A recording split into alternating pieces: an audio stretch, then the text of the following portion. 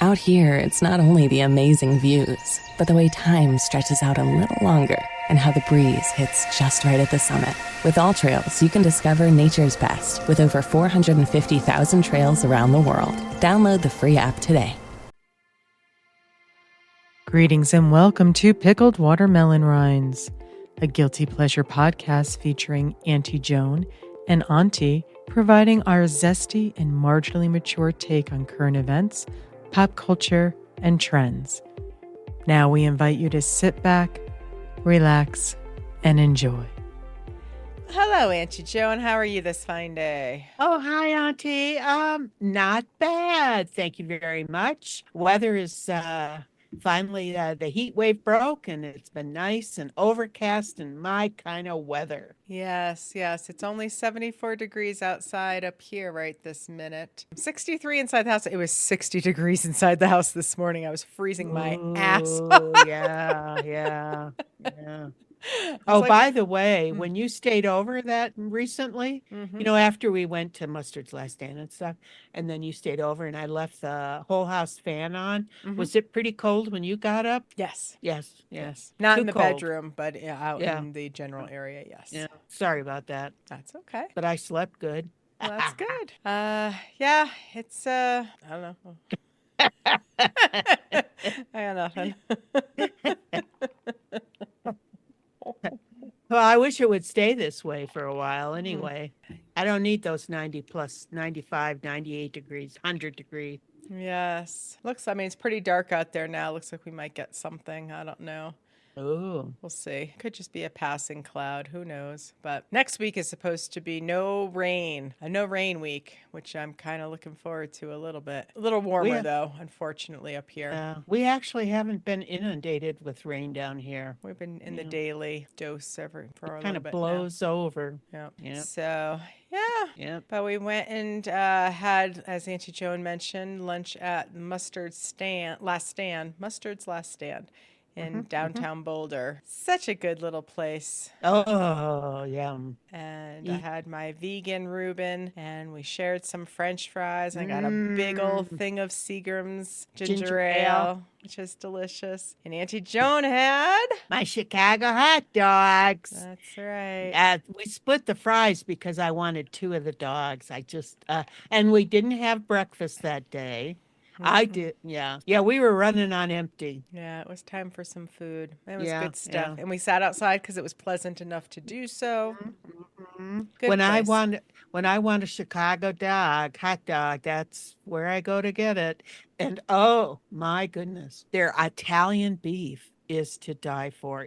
I swear to God, these are just like Chicago. Oh, it's so good. I like to get a deconstructed Italian beef, or Italian beef, as some people like to say. So I can bring it home and then build it at home and then put the juice on it and it's not totally soggy. But oh, yum. And the staff is very friendly, and they were helpful with me getting my vegan stuff. And They were very friendly. they're very friendly. I like them. Another young people that causes me to have hope for the future. Not that I should care.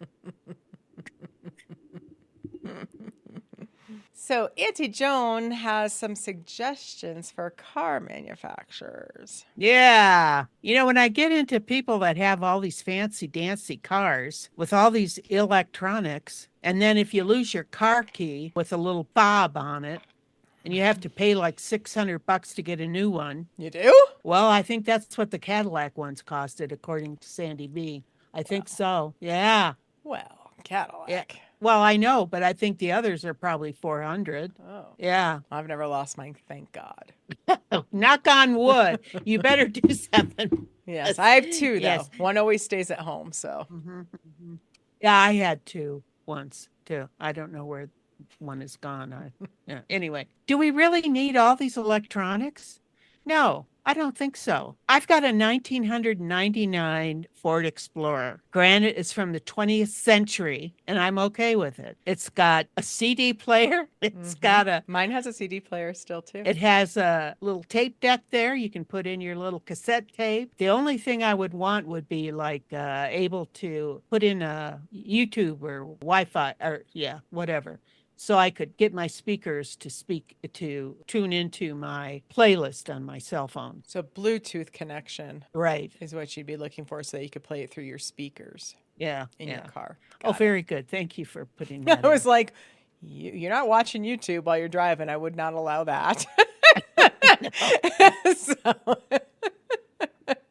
No, because I get Audible books, and it'd be nice to be able to listen to those sometimes. Anyway, so I did do a little research this morning before we came on, and the backup cameras. I guess that's a federal requirement now. Oh, is that they it? have to have those. I think so, yeah. And I did see where somebody said you can still get stripped down trucks because a lot of the construction companies, they'll order a fleet of trucks and they get them, like stripped to the bare bones without any of the fancy electronics on them. And somebody said there's some car out there that you can even get roll down windows. So like I say, I've been doing fine without all this fancy stuff. I don't have a touch screen. I still managed to make it from point A to point B. When I bought my car in 1999, it was $25,000, and I thought that was horrible. I heard on NPR yesterday that the average price now of a new car is $50,000. So there you go. Well, they do have levels. So there are lesser featured versions of the same cars. They usually have like a standard version, which is the lowest. Then like they all call it different things. Yeah, But like a low tier, mid tier, high tier. Because when I buy cars, I keep them not necessarily as long as Auntie Joan does, but a good 10 to 15 years is pretty average for me. When I've been buying new. I'm actually going to do it a little bit differently the next go around, but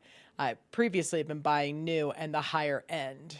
So I would go to the high tier because I figure, well, I'm keeping it for a long time and I pay it off pretty quickly once I get it. That's just been my thought process. If I'm keeping it, I'm going to get all the bells and whistles because like now my car is 10 years old now and all the bells and whistles that I have are only scratch the surface of what's available today, Wow. And you have a lot. I do, but I have a CD player in my car too.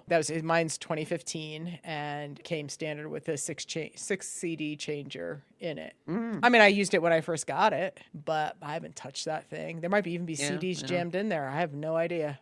Maybe. I haven't touched it. I couldn't tell you. So they do, but not. I think what you're really going for is. Honestly, what they should do, and I agree, is have it be more like a la carte. Start with a very bare bones version. So people who, like my father, never cared about any of the bells and whistles. Getting him to get a car with air conditioning in it was like pulling teeth.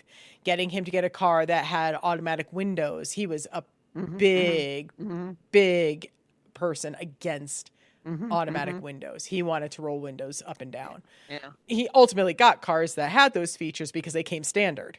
Right. But if he had to pay extra for any of that, no. Was he going to do that? Back in the day, standard transmission was standard. Yeah. And getting anything automatic was extra. And now we've reversed. Now everything is an automatic. And if you want to get a standard, that's a special order. I agree. They really should start with a bare bones and let you add what you need. Because there's features on my car. I never even read the book. Sometimes I learn stuff new and I've had this thing for 10 years, folks. And I'm just like, oh my God, it does that? Oh my God, I have that? Oh yeah, remember when we were going someplace and I put the visor down and then pulled out the side extender thing? Yeah, I was like, what the hell is that? And I don't know how you knew about it. Your car doesn't have that. No, because Larry had a car that had that. Yeah. See? Yeah. I never even knew it was there. And I was like, oh my God. Happens less frequently now. And I have a rear backup camera, which honestly, folks, I'll tell you in 2015, I was adamant I needed that. It came with the highest version. I have a Nissan Pathfinder. It came with the limited edition package, but I was going to get it no matter what. I wanted it. Ask me how many times I use that thing. How many times do you use that thing? Barely ever. I don't like it. Yeah. I did recently use it to back into a parking space in Netherlands. And I was like, oh, that was actually kind of helpful. Because as I've gotten older, folks, I've gotten really bad at parking. And I've always hated backing into parking spaces, always hated it. But this is just, it's on not a busy street, but if you were to back out of the space, you'd be pulling into the street. And I was just like, you know what? I'll just back in. And it was, middle of the day, so nobody was really there, so it was fine. Or actually, it was late morning. But anywho, I was like, oh, but I could in the camera, I could see the lines. Yeah. And I was like, oh, this actually helps me stay in the lines better. Like I said, I'm not a big back into a space kind of person. So will I use it again? Probably. And whenever the next time I happen to back into a spaces, which will be who knows when. Do you find that maybe you don't see with me, unless I see it with my eyes, looking directly at it, I guess I don't register it as actually there. If I'm looking at something on a screen, I don't trust it. So what I did get used to though, is I also have sonar. So when I back out of anywhere, if I get too close to something or if a car happens to start coming or a person walks by the back of my car, it beeps at me. That's good. It is, but I've gotten used to it, unfortunately, because for some reason it is now turned off. So something is wrong. Yet another thing I have to deal with my car dealership, getting that fixed whenever my next oil changes. So every time I think, okay, the next one's just an oil change, it's an older car. This is what happens. This is what you get. But as Auntie Joan points out, what I always like to say is as well, a lot cheaper to get it fixed than it is to buy a new freaking car. You got to just kind of suck it up sometimes. But last one was such a big one. That's why I got so frustrated. But anyway, a friend of mine and I stopped at a winery, and it's not a winery. Clearly don't have the grapes here. In Golden, but they have a building that you can go and have some wines. Anyway, we were leaving and I was backing up and there was nobody. I knew there was no people or cars coming or anything because there were only like 2 people other than us in the place when we were leaving. But they had this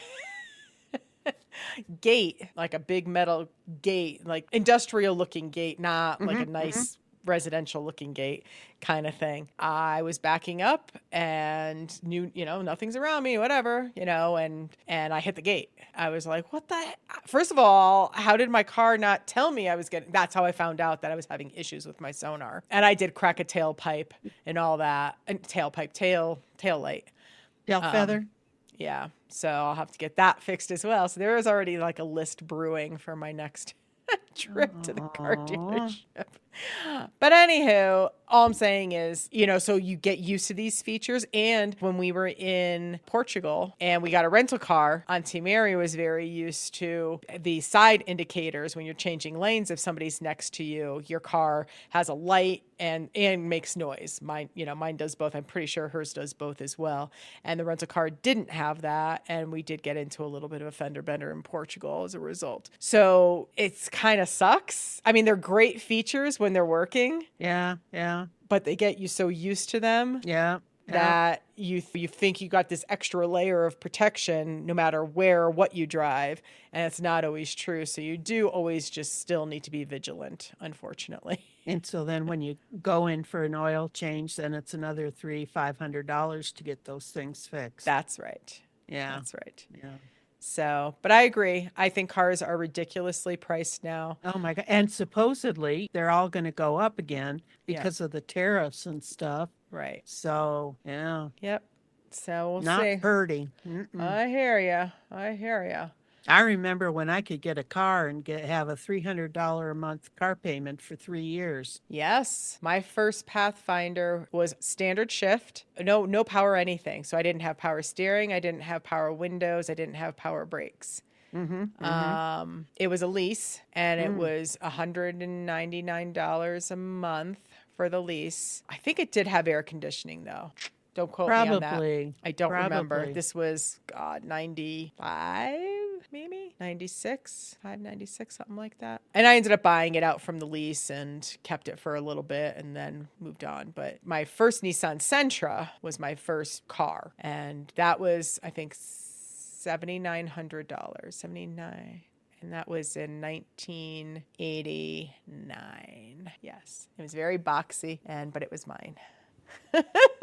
Yeah. You want to hear do you know what my first car was? A Bonneville. What? It was a 1966 red Mustang convertible. Oh, that's right. We've talked about that. Yeah. Yeah.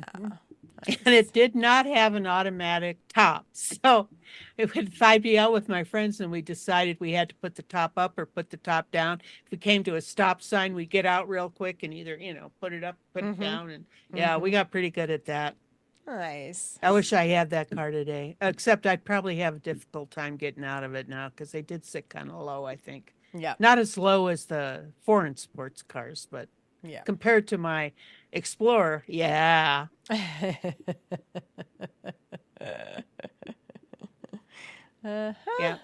Yep, those were the good old days. Indeed. Wish it was more widely known and more available to have less options or less standard. That's the thing of it. They come standard on so many. I prefer the air conditioning and I do not mind the electric windows. However, I understand where your dad was coming from. I agree. They should have a very basic version that you can add features to if you want. So you don't, if there's certain things that you do like or sounds interesting to you, or you think, oh, that might be kind of nice to have, you can get that and nothing else. Yeah. Yeah. Like I have a moonroof. I have a sunroof at the front of the car, but at the back of the car, I can open that all up and it's just glass as a roof.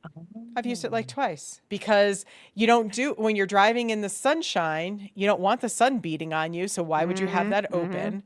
And when you're driving at night, I almost never have anybody in the back seat. So who's enjoying it? No one. So even Killian can't see it, can he? He could, but he wouldn't care. Yeah. So it's just silliness. It's like, and they still, I was just looking at cars the other day and they're still doing that. And I'm like, who wants this? Now when you become What am I becoming? the driving Uber? when you become an Uber driver, you might have people enjoying that. I have no aspirations of becoming an Uber driver. A cold day in hell, huh? No.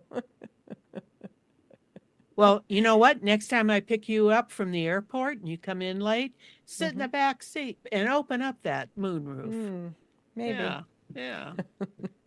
So, something that I've been scrolling around about, he came up in my feed and this was the very first clip I ever saw of his. He's got tons out there, but it caught my attention and I'm like, yep. Gotta chat about this one. And this is Michael Hunter, and he explains perimenopause to men so that they get what's going on in very plain, frank speak. And it's refreshing to hear this come from a man to men. He calls perimenopause women leveling up, and that our bodies are retiring from fertility and we are shifting our power. And our power is shifting from make everyone comfortable to speak truth and take no shit. Love that line.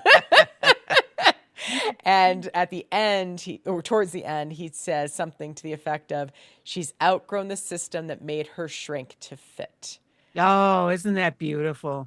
Everything he says is eloquent, Yes. dead on correct. If men, oh my God, if they don't listen to him and understand and embrace what their wives, girlfriends, mothers, sisters, whatever, the female colleagues around them they're going through, I don't know what to say because this guy's got it perfectly down. You don't think he's trans, do you? He's married. You don't think he's trans, do you? He thinks like a woman. Yes. I mean, he's got the insight into what women live with most of their lives. Yeah. The idea of shrinking to fit. And then he talks about their stomachs and their hips, their new hips. Why, those gorgeous new hips. I never heard of him before. And then you brought this up and I went and looked and I have to say, I've fallen in love with him. I'm going to follow him, Good. find out where he lives, Stalker. st- and park in front of his house and just watch him Yeah. where he Yeah. goes. Yeah, what a He's gift. Yes, he's an inspirational speaker. I believe he calls himself, I want to say he calls himself a medium. Mm. He's got some program that you can actually have one-on-one conversations with him that he's selling on his Instagram site. I have not done that. But he's got tons of stuff out there. Anger management related things. He's got the gamut of things, relationship Wow. stuff, how you're going to find your next soulmate, these kinds of things. And he calls it up spiraling your life. And he always says, "Hi, I'm Michael Hunter, and I'm here to up spiral your life. And if you're on board with something like that, let me tell you about," and then whatever topic he's discussing that day. Like I said, there's tons of videos out there from him, but some of them don't give enough information. And I have commented on some of those just saying, so what are we supposed to do? Like, you told us what not to do, but like, what are we supposed to do instead? Like, more like rechanneling, either whether it's anger or just annoyance or whatever. Oh. Don't get stuck in these three things. It's like, okay, what's the alternative? Just a couple of those things. And maybe that's why he's encouraging people to join his little club thing and get one-on-one consultation. I don't know. I do watch at least one thing of his almost daily since I found this. Huh. I think I will too. And could I just do an auntie here? Sure. You say his name is Mike Hunter? Michael Hunter. Mike Hunter? Mike Hunter? Yes, I know. Okay. I'm surprised you didn't. Yeah. Okay.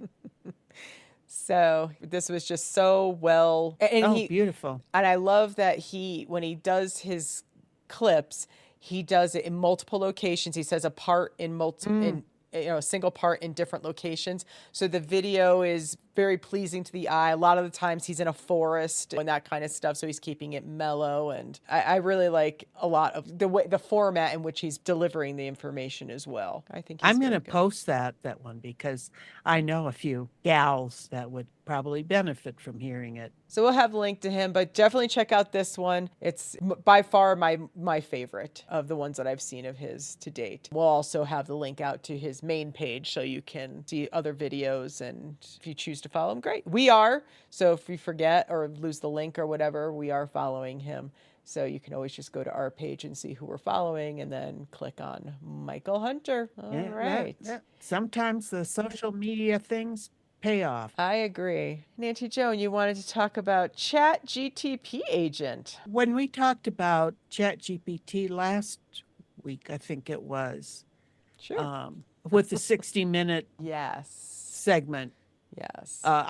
This was announced that day that we were going to do that. And what they announced, this ChatGPT agent, and what it's supposed to do is complete complex online tasks on your behalf. It seamlessly switches between reasoning and action and conducts in-depth research across public websites, uploaded files, and connected third-party resources like email and document repositories. And then perform actions such as filling out forms, editing spreadsheets, all while keeping you in control. Now, this may be a step too far for me. I mean, I like to play around with the ChatGPT to do little things. But this is like one of the demos that they had out there was two fellas were going to a wedding and they wanted their tickets, reservation, hotel, and a gift. They put in their prompt, whatever it was they wanted, all this stuff.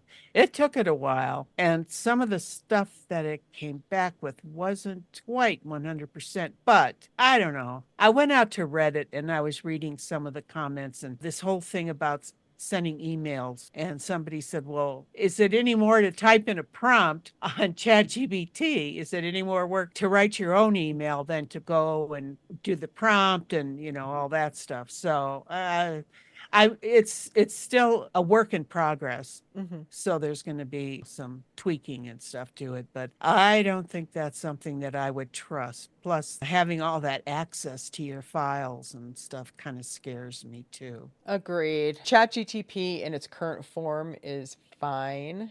I don't use it very often. I do use it for Facebook Marketplace items that I'm selling because I can just tell it like, because it just makes it nice and I don't have to think about writing that kind of stuff. And it gives little icons and the whole shebang. It's quite lovely for that application. That's primarily what I've used it for.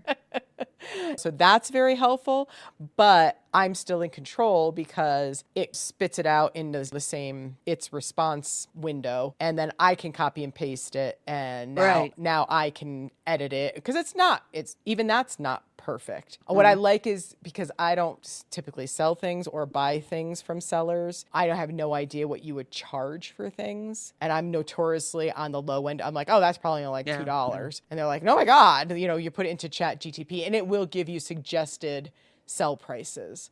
So it just gives me something to start with. I usually sell it for less than whatever, ultimately, but they do a pretty decent job, I think. But the agent thing, no, I can fill out my own forms. It's really not that hard. As far as the email thing, I've only used ChatGTP on my laptop. No, I take that back. I used it on my phone, but not with like an app or anything. So I don't know if, like, I just went to their website. I don't know if there is a microphone option where you can speak to tell it versus having, where you're saying like, well, what's the difference between typing what you're looking for, what you need, what you want it to do versus just doing it. And I think that so it's more like dictation, I guess, but I would still want to see the email that because they're not always right. So I would still want to review. I would never let them write it and send it without my proofreading of it. There's no way. And as far as like reservations and things like that, come on, fucking lazy. Jesus Christ. It's not that hard. Oh my gosh, yeah.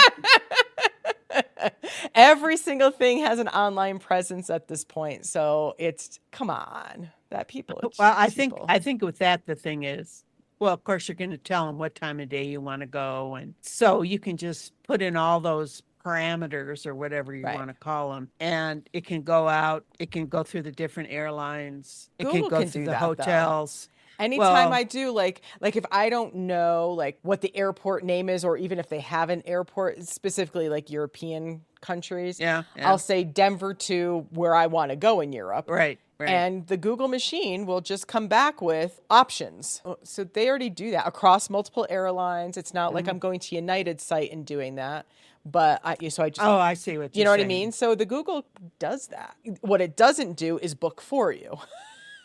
Now you get to review all that information, and now you can decide, first of all, is that the airport you want to go into, and are the prices of those tickets something that you'd be interested in? And they even go as far as, the Google machine, goes as far as giving you direct pricing, like directly with like a United or an American Airlines or what have you, or those other sites that shop around for discounted prices like Expedia and Trivago and hotels.com and all that kind of stuff. You know what I mean? So it gives you all of that information already. So the agent isn't doing much more than what the Google does, other than, like I said, if you give it your credit card information, which I absolutely would never do, like to actually make the booking, that would be a step beyond what Google does today. I don't know.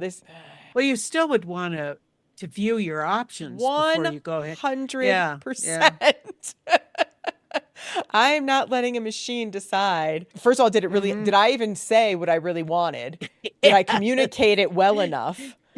You know what I mean? I would never trust that. No way. Not a chance.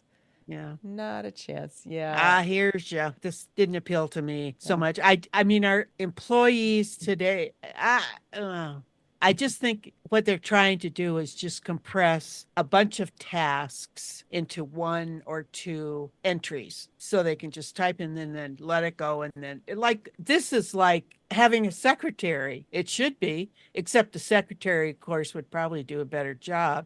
Right. And would know you and exactly. Yeah. It's missing the personal touch. Yeah. And because it's basically a virtual assistant. Yeah. is what it is.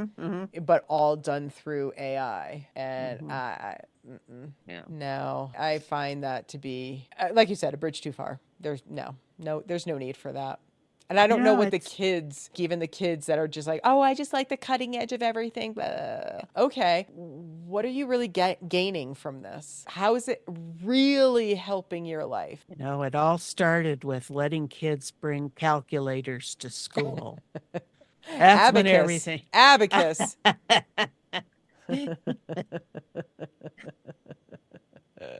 My fingers worked fine. Indeed. Yeah. No, I agree. I'm not a fan. Yeah. And like we said, neither of us are really heavy users of ChatGTP proper either. So I could see how it would have helped, like, in a work environment where you took on a new responsibility and you might not fully know, like somebody's asking you to write a statement of work for something. You've never written a statement of work before, rather than doing what we've all done in the past to say, do you have an example of a statement of work that I can leverage? And, you kind of do that. That's how I've always written a statement of work. I never wrote it from scratch. I couldn't. Not a chance. As a technical writer, I rarely wrote from scratch. No. And, so that I could see, instead of asking for an example, if you were too embarrassed to ask, you could ask ChatGTP to create, at least this is what I'm trying to accomplish, and get an idea framework that then you can. I always massage, though. It's never take what they did and that's it. You still have to read it. You still have to make sure it understood. You still have to make sure that you asked it the right things. And to massage, you can't just, you got to know what you're doing. Right. So you can't, like, I do the synopsis. Usually I do them by myself. I just off my head. Sometimes I've gone to ChatGPT and had them do it. And it does a marvelous job as a starting off point, because what it comes back with is not exactly what I asked for, or it's not what I thought I asked for. Right. So you still got to go in there and, massage it. Right. Oh, high school kids and college kids, how are they going to ever learn to write? I don't think they care about that. Oh, they don't have to write cursive anymore. That's our secret language. And they got spell check. You don't need to know how to spell. That's right. None of them do. Oh my God, no. Well, mine's getting worse too. It's bad. I don't know. I mean, maybe they're just gearing up for AI taking over. So, like, why do I do it if AI is just going to be doing this from this point forward? And it's just, eventually you won't even have to think. It'll do all that for you. It's crazy. Nope, I won't use it. I can't see an application where I would ever want to use something like that. Are we sounding like the old people that when they first came out with the Model T were complaining about that because, what's going to happen to the blacksmiths now? Who's going to, Yeah, maybe. And that's okay. I'm okay with it. Hey, Auntie, did you happen to catch that Billy Joel documentary, And So It Goes, on HBO Max? I sure did. I thought it was wonderful. It was, for those out there who haven't seen it yet, it's 2 parts. And the first part takes him from his childhood up until his divorce, maybe? His first divorce? His first divorce. And then after that, it's all the stuff, probably the 90s on, I would say. Late 80s, 90s on. Sure. When did you start listening to Billy Joel? I started knowing of him in probably mid 80s, 85, 86, 87, my high school years. Because I know somebody used Only the Good Die Young quote for their senior, yearbook thing, and it's still rock and roll to me. That was probably one of the first videos I ever saw of Billy Joel. So I would say probably like 86, 87 would be my guess. Did your folks listen to him? No. Mm-mm. What did they listen to? They were more of the Peter, Paul and Mary, Simon and Garfunkel. Oh, more the folky. John Denver, Neil Diamond. Oh. Barry Manilow. And that's where you got interested in Neil Diamond, was through them? Yes. Because you saw the play. I did. The Neil Diamond play, In NYC. So I found this documentary, And So It Goes, so interesting. And it just, usually when I'm watching something on the TV, I got my iPad in my lap and I'm going through stuff on the iPad and back and forth to the TV and the iPad. I guess that's because of my ADD. I don't know. But anyway, I had to put my iPad down and actually focus in on it. I mean, it just really took my attention. And a lot of it is because of the songs, especially in part one, that was so much a part of my young adulthood. I mean, I can put myself, I mean, I was living in New York at the time. I'm back there, you know? Little did I realize how much of his songs were so autobiographical. I mean, it's like they all were autobiographical. I knew Piano Man was, but some of these others, it just blew my mind. I was surprised we didn't know more about his first wife because she was such an important part of his, well, the first half of his career anyway. I really liked her. She was a forward-thinking woman back then, and I think Billy must have been too, to marry a woman who was such a go-getter. And Well, she was his manager. Right. For somebody back then in the late 70s or mid 70s when he first started, from the mid 70s to the mid 80s, having a woman be responsible for his career. Basically, she set the schedule. She set up all of the press junkets and all that wonderful stuff. Back then, that was all male dominated. So it's refreshing. I did not know that about him. I learned a lot about Billy Joel that I never knew. Had no idea. I was never a super fan. He was always kind of on the peripheral for me. But when I went and saw his concert last year, I became way more into him and just truly enjoy his music. And then seeing this documentary, like you said, hearing the stories behind every single song has meaning to him. Something that happened in his life or something that he was going through or whatever came out in song. I didn't realize he was, I mean, I knew he was a well-trained pianist. I didn't know he was a classically trained pianist. I didn't know that he played other instruments. He's kind of awe-inspiring. I just remember him being kind of, you know, he had his bug eyes and he just kind of always seemed older to me. And he was, for me, back when I was a kid, you know, or in high school, he was older. So he always felt like, I don't know, I just never really got into him at all. And shameful. After seeing this and certainly going to his concert last year, he's very much the entertainer. I love during the concert, which I talked about on podcast last year, he talks to the audience between every single song and he talks like a regular Joe. He's not polished. He just talks. You know, there's swearing involved. There's, you know, he makes fun of himself. He just ridiculous. He's ridiculous. Typical. He just reminds me of a typical New Yorker. I actually thought he was more of a like New York City, New York. I did not realize he was from Long Island. So lots I learned in this documentary. When I really listen to the lyrics of songs, I am so in awe of so many of these young songwriters who have such wisdom, or they're so able to put into words what, not just what they're feeling, but it's like universal feelings that so many people go through. And I think about Stevie Nicks and Landslide.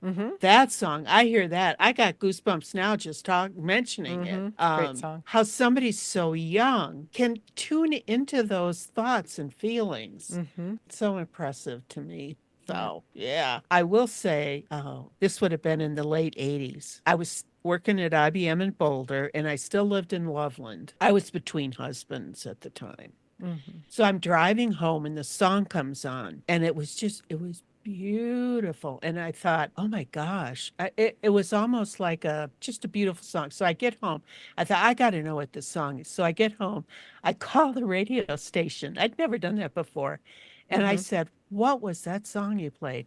And it was And So It Goes by Billy Joel. That song still gets to me too. That was my take on it. Now, Bill Maher on his podcast, which is called Club Random, interviews Billy Joel after Bill had watched the documentary. And it's like Bill feels the same way we do. He mentions the songs and how autobiographical they all are. And the only thing I would say about that particular interview is I wish both of them would have put down their blunts or cigars and just talk like regular people without having a phallic symbol in there between their fingers and their thumbs. I get a little tired of that, but that might be worth watching too, their interview. I think I will even watch the whole thing, even though, I don't watch Bill Maher anymore, but this might be worth watching. Very good. Yeah. Yeah. Yeah. Any other thoughts on it? I think I never knew he was married to Katie Lee. That was surprising to me. She popped on the screen. I'm like, is that Katie from the cooking shows? And then I was like, no, can't be. And then she came back on the screen. I'm like, holy shit, it's Katie Lee. Like, I mean, I never knew her last name until this documentary. She was just Katie on these different cooking shows I've seen her on. It wasn't a long marriage. That I never, ever knew that. I honestly thought it was Christy. I actually didn't know about the first wife either. I thought Christy Brinkley was his first wife, and then whoever he's married to now. Those were the only two marriages that I knew. But he was married 4 times. Which kind of surprised me. He does come across as one of these guys that can't be alone, which that was kind of sad to find out. But yeah, his third wife, that Katie, I didn't know who she was, but she sure looked young. And the interviews with Cheryl Tiegs, I thought, nope, I don't know, not Cheryl Tiegs. Christy Brinkley.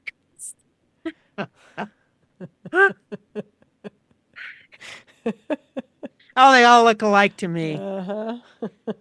And the interviews with Christy Brinkley, I thought she came across as rather put on and phony. I mean, it's like she was faking the sadness that she felt for what went on. I don't know. But yeah, that was my take on it. She had a very small role in Parks and Rec, and I've seen her actually attempt acting.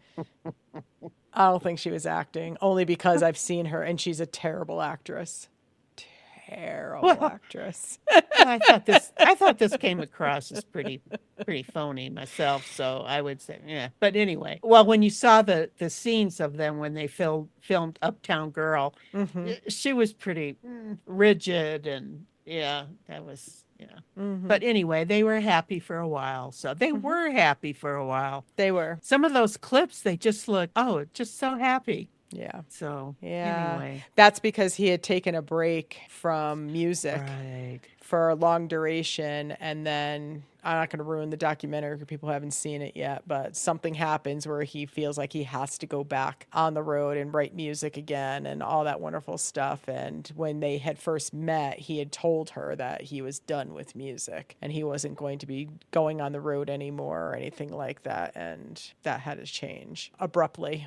And that's when the marriage became strained again. And but he also had a father who was estranged to him, and trying to reconnect with him. Over the years and stuff. That I thought was a really sad through line throughout the whole documentary. And that song, Vienna Waits for You. I mean, who knew what that was all about? I never even, this is how much a Billy Joel fan I am not. When I went to Vienna for the Christmas markets, our hotel had the lyrics of Vienna Waits for You all written out on the elevators. And oh my gosh. I never heard the song. I didn't know anything about it.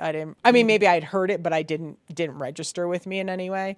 Now hearing that, that song was not only, I mean, she told me it was a Billy Joel song, and I was like, oh.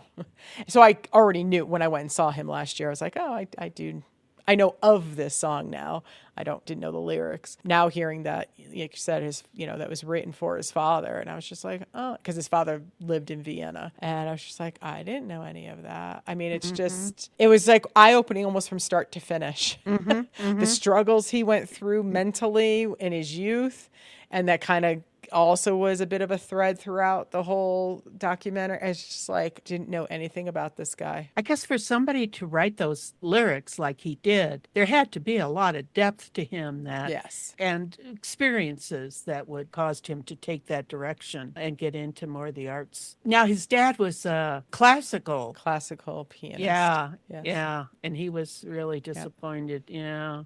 And his half-brother is a conductor. That's right. They're all musical. Yeah. His mom was a bit tweaked, alluding to that in several aspects. Christy Brinkley even kind of like, she was a lot. And but that was kind of the mental thread that kind of went through the whole document. It was just very, very interesting. I think he was just very private. People made a lot of assumptions about him over the years. So putting this documentary together hopefully it was cathartic for him. Hopefully he got out of it something too, but we all got to know him. We got to know him.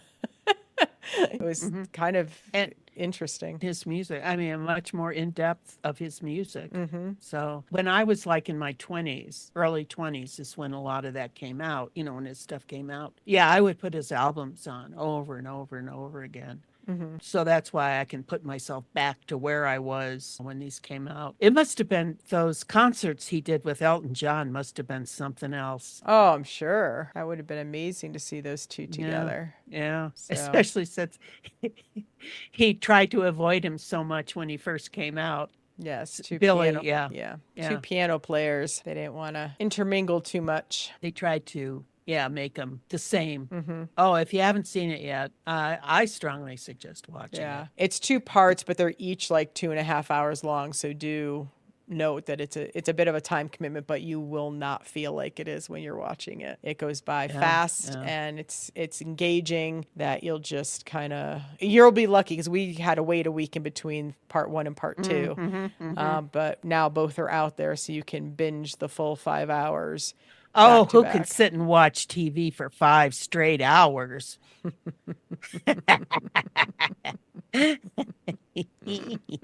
And this is why I don't go to bed till 3 o'clock in the morning. Mm-hmm. So yeah, highly recommend. Check it out. HBO Max. Enjoy it. It's good. Good times, good times. Good times. Then I just wanted to bring up this page. Instagram. Yeah. I don't know. This site. No, it's not a site. This different posts from a Instagram account that's called Other Perceptions, which is interesting because as you're looking at these little clips, it's just a series of pictures, almost like a little cartoon for each one of their posts. But on the post itself, they call it Other Perspectives. That's why I thought the name of the account was, but it's actually Other Perceptions. I don't know why they did it that way. But anyway, I stumbled across this, came through in my feed, and they're little cartoons, and it's a black cat and a skeleton. And they just talk about life stuff. And one was, like, I don't really feel like myself all the time. And the skeleton is the wise person that kind of brings it all into perspective. And the black cat is the one that usually brings up the issue, whatever they're concerned about. And there's a couple that are even just 2 black cats too. So it's not always the black cat and the skeleton, but that is the ones I've seen the most. But they'll talk about little life things. They're like little mental exercises for you, a little Zen kind of stuff, a little bringing you into more always being in the present kind of thing versus worrying about things and stuff like that. I just thought they were very interesting and wanted to make sure people were aware that that's out there and give you some insights on some things that you might have been thinking or whatever, and get a different perspective or a new perception on it. So, and you got to watch a couple of them. What did you think of them? I really liked them. I was particularly taken by the one about sometimes I feel like I'm missing something or missing out or something like that. And it grabs your attention, but then you really need to go into the comments and then read the comments that they put in there to give you a perspective on why or what may be causing it. Or it's The not comments just- from viewers or comments from... No, comments from the person who posts it. Yeah, when you go to the comments, and the first thing that comes up is their explanation. Oh, I and then never after looked that, at the comments. Oh, yeah. Gotcha. But yeah, I really, they kind of hit the nail on the head sometimes. Yeah, they do a really good job with it, I think. And it's not in your face and it's not telling you what to do. It's just having you think of things a little differently from a different perspective. So Yeah. I thought they were quite interesting. So we'll have the links out so you guys can take a look at that at your leisure. Anything else for our listener today, Auntie Joan? Looks like that storm's coming in, so I should probably get off the computer, huh? There you go.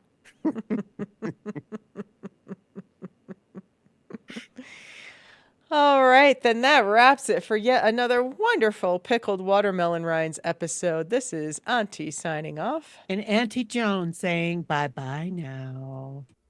We thank you for listening, and remember, when life eats away at your core, make pickled watermelon rinds.